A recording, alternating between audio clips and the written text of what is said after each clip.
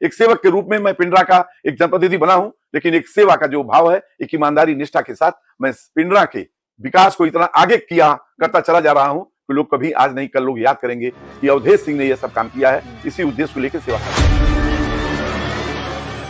तो क्या अवसरवादी थे इसलिए अपने पार्टी चेंज कर ली, बीजेपी में आ गए?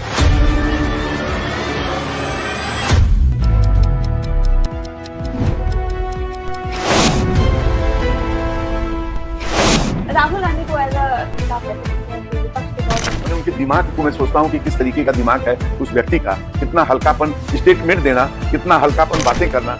मोदी लहर थी उस वक्त, तब आप विधायक बन गए, वरना कांग्रेस को वहां से खिलाना पड़ा नहीं। हमें लगता है कि मीडिया में केवल छपने के लिए इस तरीके की बातें करते हैं कि अगर ऐसे बोलूंगा तो मीडिया में आ जाएगा। यह दुर्भाग्य है इस देश का कि ऐसे लोग भी पैदा हुए। क्या अवसरवादी थे कि अपने पार्टी चेंज कर ली, बीजेपी में आ गए? मोदी जी के नाम को सुनने के बाद मेरे मन में एक भावना आई कि सौभाग्य होगा काशी का कि मोदी जी जैसे लोग यहाँ से पार्लियामेंट का चुनाव जीते। बस इसी कारण मैं कांग्रेस छोड़ करके और मैं भाजपा ज्वाइन किया। पिंडरा से सीट बचाने के लिए क्या कुछ चुनौतियां हैं इस बार? कोई चुनौती नहीं। अजय राय बतौर यूपी कांग्रेस अध्यक्ष 2027 में बीजेपी के लिए एक बड़ा खतरा या बड़ी हंसी आती कि एक नेता 7 राउंड का कहते हैं कि 7 राउंड का एमपी मैं हूँ और माला वाला पहन के नगाड़ा पीट के घूम भी रहे हैं कि कोई ऐसा आदमी जो अपने गांव का बीटीसी का सदस्य नहीं हो सकता, वो भी कहता है मुझे हाउस अरेस्ट कर लिया गया। जैसे हमारे माननीय अखिलेश जी हैं, उनके पास कोई काम नहीं है, तो के या पुलिस को फोन करेंगे कि मैं करने जा रहा हूं, आप आइए मेरी गिरफ्तारी यहीं से कर लीजिए। ऐसे बहादुर नेता हैं हमारे यहाँ।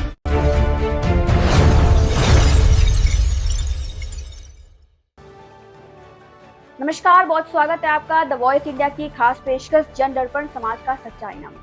आज हमारे साथ पॉडकास्ट पर मौजूद है बनारस, न कि सिर्फ बनारस बल्कि पूरे पूर्वांचल और उत्तर प्रदेश के सबसे लोकप्रिय विधायकों में से एक डॉक्टर अवधेश सिंह जी। सर, बहुत स्वागत है आपका हमारे चैनल पे। ये एक ऐसी शख्सियत हैं जिन्होंने न सिर्फ पिंडरा का विकास किया बल्कि लोगों के बीच में अपनी पहचान बनाई और सबसे दिग्गज नेता अजय राय जी को तीसरे नंबर पर ला दिया। कहा जाता था कि पिंडरा कांग्रेस का गढ़ है और अजय राय की बहुत पहचान है, लेकिन इन्होंने ऐसा किया जिसके बाद अजय राय तीसरे नंबर पर आ गए। आज हम बातचीत करेंगे डॉक्टर अवधेश सिंह से और जानेंगे उनकी लाइफ जर्नी के बारे में। सर, पहले तो बहुत स्वागत है आपका। धन्यवाद। सर, मैं पहले तो जानना चाहूंगी कि आपने अपनी शुरुआत कैसे, जैसे आप काशी विद्यापीठ हुए, अपनी छात्रता के रूप में शुरुआत, तो कैसे आपने शुरुआत? देखिए, बचपन में तो मैं गांव देहात में पढ़ाई किया हूँ। बीच में मैं चला गया था बॉम्बे, हमारे पिताजी बॉम्बे रहते थे, वहाँ पढ़ाई किया हूँ। फिर मैं आ गया इंटर कॉलेज सिंधोरा, राम बाबा इंटर कॉलेज सिंधोरा में, वहाँ पे मेरी इंटर की पढ़ाई हुई है। फिर ग्रेजुएशन के लिए मैं विद्यापीठ में आया। मैं स्पोर्टमैन था, खिलाड़ी था, एक अच्छा खिलाड़ी था। खेल के माध्यम से ही मेरी लोकप्रियता छात्रों के बीच में, आम लोगों के बीच में एक अच्छी पहचान बनने लगी। उसके पीछे मूल कारण था स्पोर्ट्स में आना, खेलना कूदना। फिर उसके बाद उसी के कारण इसी काशी विद्यापीठ यूनिवर्सिटी में मुझे छात्र संघ के चुनाव में अध्यक्ष पद का उम्मीदवार बनाया गया और मैं उस समय राजनीति से बहुत दूर था।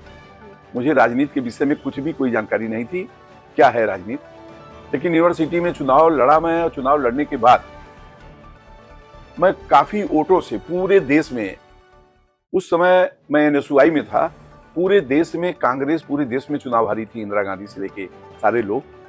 केवल इकलौता एनएसयूआई से मैं चुनाव जीता था। यहाँ पे इंदिरा जी मुझे बुलाई, बड़ा बकअप किया उन्होंने। यहीं से मेरी एक शुरुआत हुई राजनीति की। और वही यूनिवर्सिटी का प्रेसिडेंट बनने के बाद एक तरफ छात्र के रूप में छात्र नेता और दूसरे तरफ पठन पाठन। मैं 83 में मैंने पीएचडी पूरा किया इसी विश्वविद्यालय में। 84 में मैं लेक्चरर नियुक्त हुआ यहाँ पे।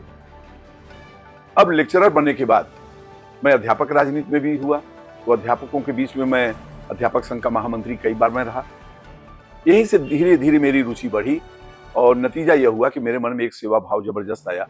जब मैं छात्र संघ की राजनीति कर रहा था उस समय भी मैं छात्रों के लिए उनकी फीस माफी को लेकर के ये लगातार संघर्ष करता रहा और काफी अपने, चाहे चारों तरफ से क्षेत्र में आने वाले जितने भी लड़के थे, जो उस तबके के लड़के थे जो फीस नहीं पूरा कर सकते थे, उनकी लड़ाई मैं उसी छात्र राजनीति से ही लड़ना शुरू किया। और नतीजा यह हो गया कि मेरी लोकप्रियता उसी समय से मेरी बढ़ती चली गई। और वह लड़के ग्रामीण अंचल के थे, गांव में भी मेरी पहचान पूरे बनारस जनपद में ही नहीं बल्कि अलग हो गया है आपका चंदौली, अलग हो गया है आपका भदोही। ये पहले पूरा एक जिला था। तो हमारे विश्वविद्यालय में, इस विश्वविद्यालय में भदोही से लेके और गाजीपुर, चंदौली, कोई जिला नहीं था, मिर्जापुर, आजमगढ़, माने सारे बच्चे विश्वविद्यालय यहीं पढ़ने के लिए आते थे। तो मेरी लोकप्रियता एक बढ़ी पूरे पूर्वांचल की दृष्टि से। लेकिन धीरे धीरे धीरे धीरे धीरे धीरे मैं राजनीति में प्रवेश किया और मैं अपने गांव का प्रधान भी हो गया। गांव का प्रधान बना मैं। फिर उसके बाद प्रधान बनने के बाद मैं जिला परिषद का सदस्य हो गया चोलापुर ब्लॉक से। और उस समय ब्लॉक में जिला परिषद का एक सदस्य होता था, अब तो 4-5 हो गए हैं, लेकिन पहले एक ब्लॉक प्रमुख एक जिला परिषद का सदस्य होता था। मैं जिला परिषद का सदस्य हो गया। फिर दोबारा 5 साल बीतने के बाद फिर जिला परिषद का मैं सदस्य हो गया। अभी आप देखिए, आज जातिवादी की धरातल पे जो ये बढ़ा हुआ समय है, उस जमाने में केवल मैं, मेरे जब दोबारा मैं चुनाव लड़ा तो मेरे पिताजी प्रधान थे। केवल इकलौता हमारे समाज का इकलौता वोट था, मेरे पिताजी थे। लेकिन पूरे बनारस जनपद में सबसे अधिक वोट से मैं चोलापुर ब्लॉक में जिला परिषद का चुनाव जीत के मैं यहाँ आया। और फिर बनारस में आने के बाद जिला पंचायत का चुनाव हुआ, जिला परिषद उस समय था। जिला परिषद में मैं यहाँ पे वाइस चेयरमैन, उपाध्यक्ष में बना। यहाँ पे धीरे धीरे मैं जिला परिषद के कारण मैं काम करना शुरू किया। बाजारों में जितने भी हमारे ग्रामीण क्षेत्र में जितने व्यापारी थे, उनसे एक लगाव हुआ। उनके टैक्स के विषय में मुकदमे आते थे, उसको मैं सुनता था, काफी सहूलियत में उनको देता था। या धीरे धीरे मेरा बढ़ता चला गया। मैं चुनाव भी लड़ा, कई बार मैं चुनाव लड़के हार भी गया, लेकिन मेरा मनोबल। आप कैसे जुड़े और फिर उसके बाद बसपा में कैसे गए? कांग्रेस में मैं पहले शुरुआती दौर में तो मैं बचपन में जब भी था तो मैं कांग्रेस में ही NSUI से ही लड़ा था, वो कांग्रेस में था। कल्पनाथ राय जी, स्वर्गीय कल्पनाथ राय जी थे, जो मुझे यूनिवर्सिटी में जब प्रेसिडेंट था तो वह छात्र नेताओं को बड़ा प्यार करते थे। वो मुझे पकड़े भी, आके मुझे बुलाए अपने पास, वो बड़ा प्यार वार उन्होंने किया। और 91 में मैं चुनाव एक बार पहले लड़ा, मैं कांग्रेस से ही लड़ा था और चुनाव में हार गया उस समय। और मैं समझता हूँ मैं ही नहीं, मैं सबसे अधिक वोट पाने वालों में मैं रहा यहाँ पे, पूरे पूर्वांचल ही नहीं। उस समय प्रदेश की स्थिति बड़ी अच्छी नहीं थी, लेकिन मुझे लगा कि मैं सबसे अच्छा चुनाव लड़ा उस समय का देखिएगा आप लोग रिकॉर्ड, तो सबसे अधिक वोट पाने वालों में मैं ही था। एक जुझारूपन था, लोगों के प्रति एक काम करने का एक समर्पण था, लोगों के बीच में रहना मुझे अच्छा लगता था। इस तरीके से लोकप्रियता बढ़ती चली गई। फिर धीरे धीरे धीरे धीरे ये जो आप अजय राय का नाम ली, इनका पदार्पण होता है और ये भारतीय जनता पार्टी में जाते हैं। भारतीय जनता पार्टी की उसमें लहर चल रही थी 96 में, और उस समय यह चुनाव लड़ करके वह चुनाव जीत भी गए वहां पे। मैं भी कांग्रेस में जब था मैं, तो ये भी कांग्रेस में आ गए। मुझे लगा कि मुझे इसमें अब नहीं रहना चाहिए, क्योंकि इनका प्रचार मैं करूं और ऐसे व्यक्ति का जिसका आम पब्लिक के बीच में इनकी जो शोहरत थी, इनके नाम की जो शोहरत थी, वह ऐसी नहीं थी कि उसके लिए मैं मंच पे खड़ा होकर के मैं उनकी तारीफ करूं। मेरे मन में कहीं कहीं से बात आई, संजोग से 2014 में आदरणीय नरेंद्र मोदी जी का पदार्पण यहाँ होता है। उसी समय मुझे उनके खिलाफ, मैंने उनको यह सोच के कि इनका विकल्प कौन होगा, क्योंकि हमारी लड़ाई उनसे पिंडरा विधानसभा जो पहले का कुलसला हुआ करता था। देश के हमारे यशस्वी गृह मंत्री जी, वह मुझे बुलवाए और बुलवा के उन्होंने मुझे भारतीय जनता पार्टी की सदस्यता दिलाई और 2017 में उन्होंने मुझे टिकट भी दिया। टिकट दिया, मेरी लड़ाई इन्हीं से हो गई, अजय राय जी से। इनसे लड़ाई जब होती है हमारी, तो यह दूसरे नंबर पर बसपा, तीसरे नंबर पर यह चले जाते हैं, जबकि वर्तमान के 5 बार के विधायक रह चुके थे। जनता विकल्प खोज रही थी, इनके आचरण, इनकी कार्यप्रणाली, इनकी जो दबंगई थी, इसके खिलाफ लोग खोज रहे, परेशान थी, लेकिन मजबूरी थी, कोई विकल्प नहीं मिल पा रहा था। एक विकल्प के रूप में जब मैं पिंडरा विधानसभा में आम लोगों को मैं मिला, तो वह लोग फिर मेरा साथ दिए और मुझे 93,000 वोट दिया और इन्हें मिला था 48,000 वोट, लगभग शायद इसी के करीब रहा। करीब 50,000 वोट से मुझसे पीछे थे और दूसरे नंबर पे बसपा थी, तीसरे नंबर पे यह थे। और यह एक बार की बात नहीं है, 2022 में भी लड़े, तो फिर 2022 में इनका हालत यही हुआ, फिर बसपा दूसरे नंबर पर, तीसरे नंबर पर यह चुनाव मैदान हमारे साथ थे। तो इस तरीके का मेरा राजनीतिक जीवन था और धीरे धीरे जनता के बीच में मैंने बहुत सारे काम पिंडरा विधानसभा क्षेत्र में जो आज तक लोग नहीं कर पाए थे। अब तक विधायक के रूप में लोग यह नहीं जानते थे कि एक विधायक यह भी कार्य कर सकता है। पहले लोग विधायक से बड़ा याचना करते थे कि एक हमारे यहाँ एक नदी है छोटी सी, उस पर एक पुलिया बनवा दीजिए, विधायक नहीं बनवा पाए थे। लेकिन जब 2017 में मैं आता हूँ विधायक के रूप में, तो मैं पुलिया ही नहीं बल्कि रेलवे लाइन पर ओवरब्रिज, और वह भी एक नहीं दो दो ओवरब्रिज बनवाने का मैं काम किया। एक बाबतपुर में बन के तैयार है जिसपे लोगों का आवागमन शुरू हो गया है, और दूसरा है हमारे खालिसपुर पे, खालिसपुर रेलवे स्टेशन पे जो सिंधोरा से लेके फूलपुर सड़क जाती है। अभी मैं कल उसका शिलान्यास करने जा रहा हूँ, रोड के चौड़ीकरण का, जिसपे 25 करोड़ रुपया सैंक्शन हुआ है। तो चौड़ीकरण रोड का भी हो रहा है और उसपे एक आरओबी भी बन रही है जिससे आवागमन के लिए काफी सुविधा हो जाएगी। एक विधायक के लिए बहुत बड़ी चीज थी। हमारे क्षेत्र के लोग सोच नहीं पा रहे थे कि ऐसा भी कभी कोई विधायक काम कर सकता है। ये मैंने करके दिखा दिया पिंडरा में।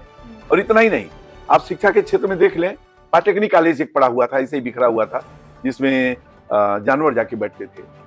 उसको मैं माननीय मुख्यमंत्री जी को मैं धन्यवाद देना चाहूंगा। मैं प्रयास करके उनसे अन्न विनय किया। अन्न विनय करने के बाद उन्होंने काफी मुझे आशीर्वाद दिया, और उसी का परिणाम रहा कि पॉलिटेक्निक कॉलेज, मेरे यहाँ का पॉलिटेक्निक कॉलेज वो गाजीपुर में चलता था। कागज का नाम मेरे यहाँ पुरू का, और चल रहा है गाजीपुर में। इतना भ्रष्टाचार की सरकारें थी उस समय की। जब मेरे संज्ञान में आया तो मैं यहीं पे उसको चालू करा दिया। उसका मैंने उद्घाटन भी किया। उद्घाटन करने के बाद आज बच्चे और बच्चियां दोनों वहाँ पढ़ाई कर रहे हैं, और हॉस्टल वहाँ पे है, सब लोग हॉस्टल में रुक रहे हैं। तो इसलिए एजुकेशन के क्षेत्र में भी मैंने ये बड़ा काम किया। और उतना ही नहीं, आप देखेंगे सिंधोरा के बगल में महगांव गांव है, गढ़वा के बगल में, वहाँ पे एक ITI कॉलेज मैंने बनाया।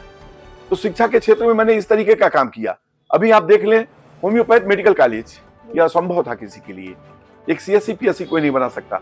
मैं 100 बेड का हॉस्पिटल और पढ़ाई करने की दोनों होम्योपैथ का कॉलेज मैं गड़खड़ा में, जो तेजी के साथ आगे बढ़ रहा है, मुझे लगता है कि 2027 शुरुआती दौर में ही वो मेरा कॉलेज बन के तैयार होगा। वो मेरे क्षेत्र के लिए एक बड़ी उपलब्धि होगी।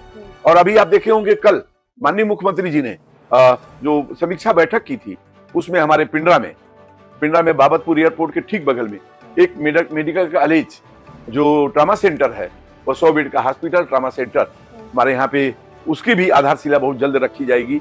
यह एक हमारे पिंडरा विधानसभा क्षेत्र के लिए एक बहुत बड़ी उपलब्धि है। बड़ी उपलब्धि तो मैंने 2017 के बाद, 2022 के पहले 2020-21 में मैं वहां पे आमूल जैसी ऐसी चीज को लेकर स्थापित किया। आज उसी का परिणाम है कि हमारे पूरे विधानसभा क्षेत्र में हर गांव में लगभग कोई माने भैंस गाय रख करके दूध पैदा करके डेली उनके खाते में पैसा आ रहा है। इसलिए बेरोजगारी के लिए क्षेत्र में भी यदि आप देखें तो आत्मनिर्भर भारत, जो एक देश के यशस्वी प्रधानमंत्री जी का एक सपना है कि हमारा देश मजबूत हो, आर्थिक रूप से मजबूत हो, बेरोजगारी दूर हो, तो इस दिशा में हमारा आमूल का जो मैं यहाँ पे फैक्ट्री लगवाया हूँ, वो आमूल के कारण मुझे लगता है काफी व्यवसाय घर घर में शुरू हो गया है। तो एक बड़ी उपलब्धि मैंने वो भी यहाँ पे अपने क्षेत्र में कर दिया है। और इतना ही नहीं, आप देखेंगे कि हमारे यहाँ एक PSC है बसनी का। बसनी PSC पर CSR फंड से 4 करोड़ रुपया मैं लिया आपके एयरपोर्ट अथॉरिटी से, और उससे बिल्डिंग भी बनवाया। बिल्डिंग बनवाने के बाद वहां 8 ICU और 2 वेंटिलेटर, कहीं आप देहात में नहीं पाएंगे कि किसी सरकारी हॉस्पिटल में वेंटिलेटर हो।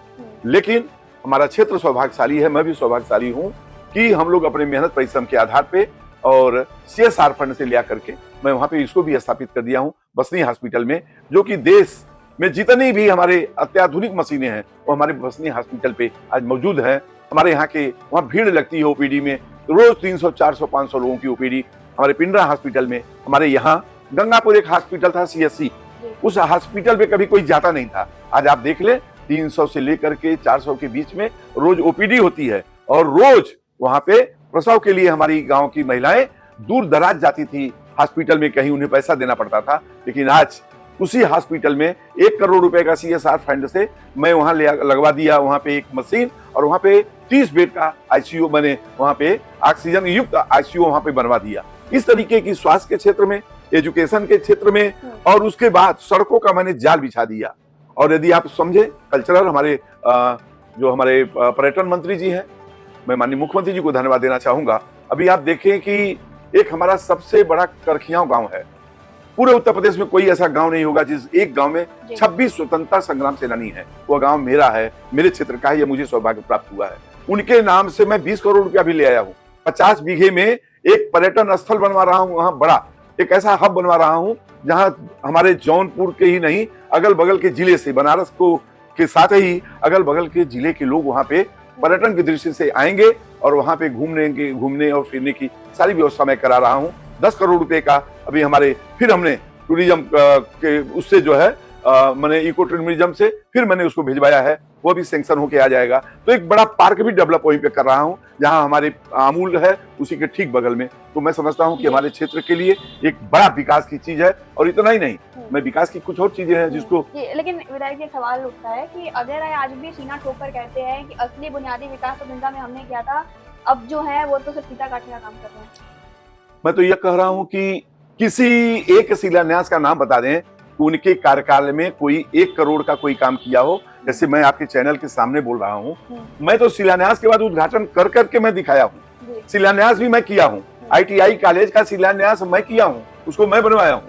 पॉलिटेक्निक कॉलेज उनके जमाने का जिसमें पशुएं बैठती थी, और वह दुर्भाग्य था कि वह कॉलेज चल रहा था गाजीपुर में। वह इसी विधायक की देन है कि उसको फिर से उसमें पैसा सैंक्शन कराया और उसे अच्छा सा बनवा करके पूरी 4 दीवारी, दरवाजा, खिड़की सब बनाने के बाद आज वहां बच्चे पढ़ लिख रहे हैं। इसी चैनल के माध्यम से वो बताते क्यों नहीं है, सीना क्यों ठोकते हैं? इसको बता दें कि मैं कौन सा काम किया हूं, किसी एक काम का नाम बता दें, और मैं तो बताना शुरू करूंगा तो कई घंटा लग जाएगा कि मैंने कितना किया है। आप मंदिर के क्षेत्र में देख लें, पर्यटन के क्षेत्र में सरावा भद्रकाली मंदिर 4 करोड़ रुपया, नकली भवानी मंदिर 6 करोड़ रुपया, आपके चरई मंदिर पर दिया 1.5 करोड़ रुपया, आपके बसाव मंदिर पर दिया 3.5 करोड़ रुपया, आपके कुआर मंदिर पर दिया 1.5 करोड़ रुपया, आपके सिंधोरा में हनुमान जी के मंदिर पर दिया 1.5 करोड़ रुपया, आपके राम जानकी मंदिर बड़ा गांव में दिया 1.5-2 करोड़ रुपया। यह मैं दिया हूं और सब बनवा भी दिया, शिलान्यास भी किया हूं, उद्घाटन कर दिया। उनका कहां है जिसका मैं फीता काट रहा हूं? कोई एक काम का नाम बता दे कि वह किए हूं, उसका फीता मैं काटा हूं, बता दे कोई एक काम। और मैं तो इतना गिनती गिना दूंगा कि चक्कर आ जाएगा उनको सुनते हुए कि एक विधायक कितना काम कर सकता है। यह जनता के आशीर्वाद, आदरणीय मोदी जी, आदरणीय योगी जी के आशीर्वाद से मैं संभव कर पाया हूं। एक सेवक के रूप में मैं पिंडरा का एक जनप्रतिनिधि बना हूं, लेकिन एक सेवा का जो भाव है, एक ईमानदारी निष्ठा के साथ मैं पिंडरा के विकास को इतना आगे करता चला जा रहा हूं कि लोग कभी आज नहीं कल लोग याद करेंगे कि अवधेश सिंह ने यह सब काम किया है। इसी उद्देश्य को लेकर सेवा कर रहा हूं। बिल्कुल, एक सवाल और भी उठता है, विपक्ष ज्यादातर कांग्रेस आपके ऊपर आरोप लगाती है कि मोदी लहर थी उस वक्त, तब आप विधायक बन गए, वरना कांग्रेस को वहां से हिलाना बहुत ही मुश्किल था। तो क्या अवसरवादी थे इसलिए आपने पार्टी चेंज कर ली, बीजेपी में आ गए? अवसरवादी नहीं था, मैं कांग्रेस में था, बता तो रहा हूँ, और वो भी कांग्रेस में थे। और ऐसे व्यक्ति का यह मोदी जी के खिलाफ चुनाव लड़ रहे थे। एक तरफ मोदी जी की शोहरत और उनकी चीजों को मैंने देखा कि गुजरात में किस तरीके से इन्होंने काम किया है। मुझे अच्छा लगा कि वह आदमी यदि बनारस में आ रहे हैं तो मेरा धर्म और कर्तव्य है कि ऐसे लोगों का स्वागत किया जाए। मोदी जी के नाम को सुनने के बाद मेरे मन में एक भावना आई कि यह सौभाग्य होगा काशी का कि मोदी जी जैसे लोग यहाँ से पार्लियामेंट का चुनाव जीते। बस इसी कारण मैं कांग्रेस छोड़ करके और मैं भाजपा ज्वाइन किया, और ज्वाइन करने के बाद आदरणीय नरेंद्र मोदी जी जीते हैं। उसका परिणाम लोग बनारस ही नहीं, अगल बगल के लोग देख रहे हैं कि आज उत्तर प्रदेश के बनारस में मोदी जी के आने के बाद उत्तर प्रदेश का कितना विकास हुआ, बनारस का तो पूछिए मत। किस तरीके से लोग सपना भी नहीं देख रहे थे कि क्या बाबा विश्वनाथ का धाम इस तरीके से बनेगा, क्या एयरपोर्ट की रोडें ऐसी बनेंगी, क्या लहरतारा से जीटी रोड तक जाने वाली ये सड़क इस तरीके की बनेगी, क्या सारनाथ और पांडेपुर से गाजीपुर जाने वाली सड़क इस तरीके की बन पाएगी, क्या बनारस से सोनभद्र, शक्तिनगर, बीजपुर, सिगरौली जाने वाली सड़क इस तरीके की बन पाएगी। यह एक सपना था, उस सपने को साकार करने के लिए बाबा विश्वनाथ की कृपा से आदरणीय नरेंद्र मोदी जी का आगमन हुआ है, और निश्चित रूप में बनारस ही नहीं पूरे प्रदेश का विकास हुआ है उनके आने के बाद। लगातार जो ये वोट चोरी के आरोप वजीराजी लगाते आ रहे हैं कि हम तो आगे चल रहे थे, 7 राउंड तक आगे थे, उस पर आप क्या कहेंगे? हंसी आती है, एक नेता, बड़ी हंसी आती कि एक नेता 7 राउंड का कहते हैं कि 7 राउंड का एमपी मैं हूं, और माला वाला पहन के नगाड़ा पीट के घूम भी रहे हैं। बताइए कौन ऐसा कर सकता है? 7 राउंड पे कोई एमपी बनता है क्या? तो कहते हैं कि 7 राउंड का मैं एमपी हूं। कि क्या उनके दिमाग को मैं सोचता हूं कि किस तरीके का दिमाग है उस व्यक्ति का। इतना हल्कापन स्टेटमेंट देना, इतना हल्कापन बातें करना मुझे अच्छा नहीं लगता है, और इस तरीके की चीजें उन्हें नहीं, हमें लगता है कि मीडिया में केवल छपने के लिए इस तरीके की बातें करते हैं कि अगर ऐसे बोलूंगा तो मीडिया में आ जाएगा। यह दुर्भाग्य है इस देश का कि ऐसे लोग भी पैदा हुए। कुछ भी करने जाते हैं तुरंत हाउस अरेस्ट कर लिया जाता है, हमें क्या बोलने का अधिकार नहीं है? बिल्कुल बोलने का अधिकार है, आप बोलते क्यों नहीं है? आप बोलिए, कौन आपको रोकता है? लेकिन यदि आप जा करके कहीं, जो उत्तर प्रदेश की शांति व्यवस्था है, सबको धन्यवाद देना चाहिए आदरणीय योगी जी को। जिस प्रदेश में, इसी बनारस में कर्फ्यू लगता रहा, हम लोग देखे हैं, कोई साल नहीं बीतता था जब बनारस में कर्फ्यू न लगे, जब दंगा ना हो, हिंदू मुस्लिम आपस में भीड़े न। लेकिन अब बताइए 2017 के बाद कभी कर्फ्यू लगा क्या? लेकिन यह ऐसे तत्व जो जाके कहीं घटना को तरह तरह का अंजाम दे करके और उसे इस तरीके का भड़काने का काम करते हैं। इसलिए इनके विवेक को लोग जानते हैं कि यह रचनात्मक लोग नहीं है, यह तोड़ने की काम करते हैं। इसलिए इनके साथ ऐसा कभी तो होता नहीं कि इनको रोका जाएगा। ये सब तो कह के रुकवाते हैं अपने को, अच्छा। कह के, या पुलिस को फोन करेंगे कि मैं करने जा रहा हूं, आप आइए मेरी गिरफ्तारी यहीं से कर लीजिए। ऐसे बहादुर नेता हैं हमारे यहाँ। ऐसे नेताओं को मुझे बड़ा कभी कभी इस पे देखता हूं आप लोगों के चैनल के माध्यम से कि कोई ऐसा आदमी जो अपने गांव का बीटीसी का सदस्य नहीं हो सकता, वो भी कहता है मुझे हाउस अरेस्ट कर लिया गया। थाने के एसओ को फोन करके कहते हैं साहब हम भी नेता हैं, मुझे इधर रोक लिया जाए ताकि मेरी भी नेतागिरी कुछ छपक जाए। ऐसे लोग राजनीति कर रहे हैं, दुर्भाग्य है इस देश का। मैं तो सबको प्रणाम करूंगा कि ऐसे लोग जो समाज में आए हैं, और एक तरफ मोदी जी और योगी जी हों और दूसरे तरफ यह हाउस अरेस्ट कराने वाले लोग हों, इनकी गणना को देख लें कि पूरे राजनीतिक जीवन में इन लोगों ने समाज के लिए क्या किया है, बताते जरा। रचनात्मक कौन सा ऐसा कार्य किया है जिसकी लोकप्रियता के लिए इनको जाना जाए। तो इसलिए मैं इन लोगों को ऐसा नहीं मानता कि बड़े लोकप्रिय हैं। ये लोग नहीं कोई था तो पनपे हुए थे, विकल्प के रूप में जब जनता को मोदी जी मिल गए। के समय की पार्टी बताते अपने आप को, हमने जो कर दिया देश के लिए। और राहुल गांधी को एज अ नेता आप कैसे देखते हैं कि विपक्ष के तौर पर? उनको प्रणाम करते हैं, जैसी बुद्धि वैसी बुद्धि इन्होंने अपने दे दिया है इसको, उस पर मुझे कोई कमेंट नहीं करना है। इसमें कोई दो राय नहीं कि देश की आजादी के समय की पार्टी है, ठीक है पार्टी है, लेकिन इतने लंबे समय तक राजनीति में रहने के बाद क्या इस देश में गरीबों के लिए जो योजना आदरणीय नरेंद्र मोदी जी ने लागू किया है वो क्यों नहीं अब तक हुआ? उत्तर प्रदेश में सरकार सपा की थी, कांग्रेस की थी, क्यों 6 घंटा बिजली दे रहे थे?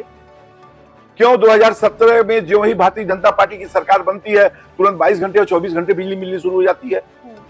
क्या आप आजादी से जुड़ करके आपने क्या किया है? आयुष्मान भारत का कार्ड पूरे दुनिया में कहीं नहीं है, आदरणीय नरेंद्र मोदी जी ने दिया। उज्ज्वला योजना की शुरुआत गरीबों के लिए आदरणीय मोदी जी ने किया। आज किसान सम्मान निधि की योजना हमारे आदरणीय मोदी जी और योगी जी ने किया। आज किसानों को 2600 रुपए लागत का गेहूं खरीद के और उसी गांव में पूरे गांव के लोगों को निःशुल्क राशन देना, यह कार्य कोई माई का लाल नहीं पैदा है पूरे देश और दुनिया में, यह आदरणीय मोदी जी और योगी जी कर सकते हैं। ये लोग जो लंबे समय से जो अपने को इतिहास बताते हैं, उस इतिहास में इसको भी क्यों नहीं गिनाते कि आपने किसानों के लिए, गरीबों के लिए, बुनकरों के लिए, किसी के लिए क्या किया है? एक बिजली जो सबके लिए मिल सकती थी आपने क्यों नहीं दिया? ये आदरणीय योगी जी आते हैं तब जाकर के बिजली 22 घंटे 24 घंटे मिलती है। आपके समय में 6 घंटे बिजली क्यों थी? ये एक बड़ा सवाल उठता है, आपने क्यों नहीं किया इसको? इसलिए मैं चाहता हूं कि अगर कुछ किए हो तो बताएं ना, जैसे मैं ललकार के बोल रहा हूं। एक सवाल और उठता है, आजकल लोग काफी चर्चाओं में है कि यूपी बीजेपी में कुछ गड़बड़ी चल रही है। अंदर से बात आती है कि संगठन और सरकार के बीच अनबन चल रही है, तो क्या ऐसा है सच में? कुछ भी दूर दूर तक नहीं। हमारे प्रदेश के अध्यक्ष, हमारे माननीय मुख्यमंत्री जी, सारे विधायक, अभी आप देखे होंगे राष्ट्रीय अध्यक्ष, प्रदेश के अध्यक्ष, माननीय मुख्यमंत्री जी, हमारे संगठन मंत्री, महामंत्री, ये सारे लोग सारे जनप्रतिनिधियों के साथ, सांसद, विधायक, एमएलसी, सबके साथ बैठ करके हम लोग बैठक करते हैं। यह विरोधियों के पास इसके अलावा कोई उपाय बताइए ना। ये अफवाहें उड़ी कैसे? ये अफवाह, उनके पास कोई चीज नहीं है रचनात्मक कोई चीज। जैसे हमारे माननीय अखिलेश जी हैं, उनके पास कोई काम नहीं है, वो इसी तरीके की चीजों को करके यह क्यों हो रहा? भाई आपने क्या किया उसको आप बताइए। आपने कुछ किया है उसकी आप चर्चा करिए। जैसे हम लोग चर्चा करते हैं मैंने ये किया, ये किया, ये किया, हमारी पार्टी ने ये किया, हमारे नेताओं ने ये किया, उस तरीके की चीजों को बताइए। आप लोग केवल एक अच्छे समाज को, जो मोदी जी ने सबका साथ सबका विकास, सबको एक साथ लेके पूरे समाज को एक साथ जोड़ करके और देश को आगे बढ़ाने की मुहिम चलाए। और यह लोग जातियों का नारा, बैकवर्ड है तो फॉरवर्ड है तो तुम माइनॉरिटी हो तो शेड्यूल हो, कुछ नहीं। मोदी जी ने तो राशन दिया तो सबको दिया, आयुष्मान भारत का कार्ड दिया तो उस परिधि में आने वाले सबको दिया। सबसे अधिक माइनॉरिटी के लोग पाए, जिसको लोग कहते हैं कि भाजपा इनके दुश्मन है। अब सर्वे करा लो, सर्वे करा लो, देखिएगा कि सबसे अधिक लाभ किसको मिलता है। चले जाओ आप अपना कैमरा लेके ही हॉस्पिटल, जो कबीर चौरा हॉस्पिटल है, वहां देख लीजिए कि कौन किस स्तर के मरीज वहां पे जा रहे हैं। यह मोदी जी की देन है, यह योगी जी की देन है कि हर हॉस्पिटल पे हार्ट के अटैक के लिए उसके लिए भी 50-50 हजार रुपए का इंजेक्शन आपके सीएससी पीएससी पर रखा हुआ है। इससे बड़ी चीज क्या हो सकती है? इन लोगों ने क्यों नहीं किया था? अभी हम बात कर रहे थे अखिलेश जी की, तो एक बात और, जो आप अमूल फैक्ट्री की बात कर रहे थे, लेकिन अमूल फैक्ट्री को लेकर समाजवादी पार्टी दावा कर रही है कि हमारे यादव जो समाज के लोग हैं वो बहुत ज्यादा उनको आहत हो गया है, इससे उनका रोजगार चला गया है, बर्बादी हो गई है। ऐसा नहीं है, उनकी यादव विरोधी बता रहे थे। उनकी माने ये विकास यादव विरोधी है, अमूल ये यादव विरोधी है। इतना दूर खोल दिया यहाँ के। अगर उनको न हो तो देख लें, हमारे क्षेत्र में यादव जितने भी हमारे यादव हैं, सबके पास दुग्ध कलेक्शन का उनको मिला हुआ है, वही दूध कलेक्ट कर रहे हैं और अमूल के लोग वहां से आके ले जा रहे हैं। हमारे यहाँ के यादव वो तो खुश हैं कि अब हमें जो दूध लेके हम लोग दरवाजे दरवाजे घूमते थे, बाजारों में जाते थे, और सीजन जब आता था तो उस सीजन में हम लोग का माने लगन नहीं है तो उनका दूध जो है किसानों को भी कम मिलता था और इन लोगों को भी। ऐसे समय में उन्होंने अब तो यह कर दिया कि अमूल के लोग चाहे जो भी हो, फैट के आधार पर आपको चीजें मिल रही हैं, तो यह चीजें उनका कहना गलत है। चलिए ठीक है, अब हम अपने अंतिम दौर में हैं, तो एक सवाल और है कि 27 का चुनाव नजदीक है, तो अब इंडिया गठबंधन एकजुट होकर लड़ने वाली है, तो पिंडरा की सीट बचाने के लिए क्या कोई चुनौतियां हैं इस बार? कोई चुनौती नहीं, कोई चुनौती नहीं, कुछ नहीं। भारतीय जनता पार्टी जिंदाबाद। इस बार बड़ा कॉन्फिडेंट है इंडिया गठबंधन 27 में, आप लोगों ने जनता देख चुकी है, आपके असलियत जान चुकी है, तो आए, समय तो आ रहा है, हम लोग तो तैयार हैं, आइए, स्वागत है आपका। फिर से वोट चोरी के आरोप लग जाएंगे? जहां हारते हैं तो चोरी जहां जीतेंगे वहां क्या होता है? जी। अभी पार्लियामेंट के चुनाव में उत्तर प्रदेश में इतनी सीटें उनको मिली तो चोरी नहीं हुई थी? उनको मिली कैसे उतनी सीटें? लोकसभा के चुनाव में अगर चोरी थी तो उनको मिल गई सीटें, तब ठीक है, और जब हार जाए तो चोरी, ये तो उनका हमेशा का यह है। इसलिए ऐसे लोगों के विषय में क्या कहा जाए। तो विधायक जी, अब हमारा अंतिम सेगमेंट है रैपिड फायर, जिसमें मैं आपको सवाल दूंगी, आपको 1 या 2 वर्ड में उसका जवाब देना है और वो इंस्टेंट होगा, ठीक है? तो पहला सवाल ये है कि अजय राय बतौर यूपी कांग्रेस अध्यक्ष 2027 में बीजेपी के लिए एक बड़ा खतरा या फ्लॉप? कोई खतरा नहीं, कोई खतरा नहीं, दावे के साथ कर रहा हूं, कोई खतरा नहीं। अगला सवाल, बसपा से बीजेपी में आना हृदय परिवर्तन या राजनीतिक अस्तित्व बचाने की मजबूरी? किसका? आपका। नहीं, ऐसा कुछ नहीं। उस समय मेरा टिकट कटा तो अपने आप में आ गया, मुझे टिकट मिला था। टिकट बसपा का कैसे मिलता है आप लोगों ने देखा होगा, तो कटा तो मिल गया मुझे और मैं इधर आ गया। 2027 में यूपी चुनाव किस चेहरे पर लड़ा जाएगा, योगी जी या मोदी? मोदी जी देश के नेता है, योगी जी प्रदेश के नेता है। तो सबसे बड़ा क्या साबित होने वाला है? मोदी योगी, मोदी योगी, दोनों। हाँ। अजय राय जी की राजनीति को एक शब्द में परिभाषित करना है। मेरे दृष्टि से मैं उनको नेता नहीं समझता। नेता माने वो भाग्य के नेता हैं, वो कर्म के नेता मुझे नहीं दिखाई देते। 27 के नतीजे पिंडरा में हैट्रिक या फिर थोड़ा सा भी डाउट है? थोड़ा भी डाउट नहीं है, और आगे, सीधा हैट्रिक और आगे और मजबूती के साथ आगे। ठीक है, तो ये थे हमारे साथ पिंडरा से विधायक डॉक्टर अवधेश सिंह जी। आज हमारी जनदर्पण पर इनसे हमने बातचीत की, आपने देखा कि किस तरह से हमने तमाम राजनीतिक मुद्दों से लेकर इनकी राजनीतिक जर्नी के बारे में भी जाना। ऐसी और खबरों के लिए जुड़े रहिए और देखते रहिए द वॉइस इंडिया न्यूज।